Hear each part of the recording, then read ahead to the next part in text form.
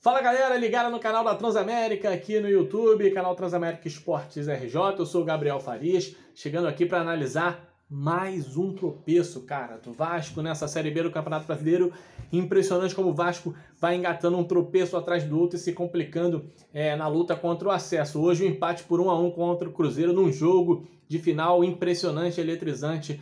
Vasco somando apenas um pontinho. Antes de falar sobre o jogo, convido vocês a se inscrever aqui no canal Transamérica Esportes RJ. Ainda não se inscreveu? Vai lá, se inscreve, ativa o sininho, deixa o seu like aqui nesse vídeo e nos ajude a impulsionar ainda mais o conteúdo. Lembrando, né, aqui no canal tem as narrações dos gols, análise, informação, transmissão ao vivo dos nossos programas, Papo de Craque 1 e 2 de segunda a sexta, meio-dia, 17 horas, e também a transmissão ao vivo dos jogos, é claro.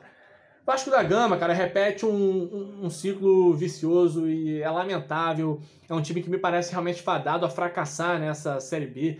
É um time medroso, é um time que não consegue se impor enquanto o clube grande que é. Repetiu basicamente o roteiro do jogo contra o CRB. Né? Um Vasco que sai na frente, tem um bom volume de jogo no primeiro tempo, uma atuação na etapa inicial que dá para dizer que foi uma atuação bem interessante. Só que aí vem o segundo tempo e é um Vasco que fica ali se apegando a 1-0, a vantagem mínima no placar e torcendo para o jogo acabar logo, né? Um Vasco medíocre, né? Um Vasco que tem na postura dos jogadores uma postura medíocre e também no Fernando Diniz, né? Que não mexe, que vai deixando a equipe se segurar no 1-0 sem que faça alguma mudança efetiva que contribuísse para o Vasco matar logo o jogo. E assim, o que mais chateia é que contra o CRB já tinha acontecido isso. Um time fraco, o CRB, foi para um abafa na reta final e conseguiu um gol. Hoje, um time muito fraco como o Cruzeiro consegue empatar com o Vasco em São Januário. No primeiro tempo interessante, com muitas boas jogadas. O Morato quase fez 2 gols, participou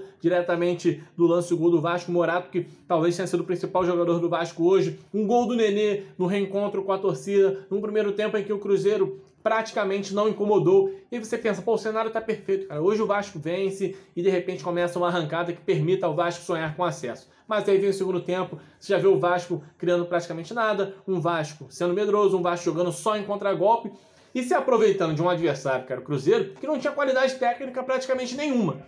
O Cruzeiro praticamente não incomodava o Vasco, assim como o CRB na quinta-feira. Só que o futebol, cara, o futebol castiga dia após dia. E o Fernando Diniz, cara, experiente, que é ex-jogador, treinador já de diversas passagens em vários clubes, já deveria saber disso, cara.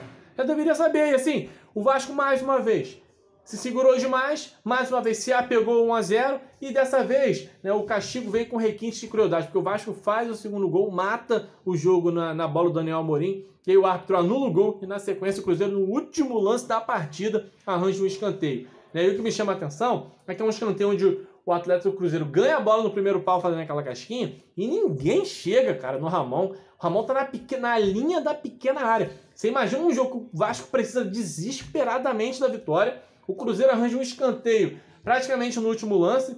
Cara, tem que estar todo mundo dentro da área, marcar, fechar espaço e o Vasco deixa o Ramon livre para marcar o gol do empate. Então, assim, é uma sensação desesperadora, né? Eu fico imaginando o torcedor assistindo dia após dia, jogo após jogo, o Vasco cometendo os mesmos erros e se complicando cada vez mais na Série B do Campeonato Brasileiro. Mais uma vez, vou deixar aqui, eu já estou chovendo no molhado, sempre repito isso nas transmissões e também nas análises. Jogadores como Léo Jabá, Marquinhos, Gabriel, eles atrasam o time, atrapalham mais do que ajudam, não acertam praticamente nada, mas o Fernando Diniz mantém os caras o jogo inteiro. Os dois foram até o fim. Fernando Diniz demorou demais a mexer, no final botou até um zagueiro a mais para conter essa bola aérea do Cruzeiro. Nem assim conseguiu evitar esse desfecho trágico do Vasco da Gama hoje em São Januário. Então me parece cada vez mais claro que o Vasco vai jogar a Série B em 2022. A gente fala que toda hora tem que ter arrancada. Agora vai arrancada, agora começa. Mas o Vasco não faz por onde, o Vasco não sustenta os resultados e se complica cada vez mais. Então é isso, é um Vasco que decepciona e decepciona,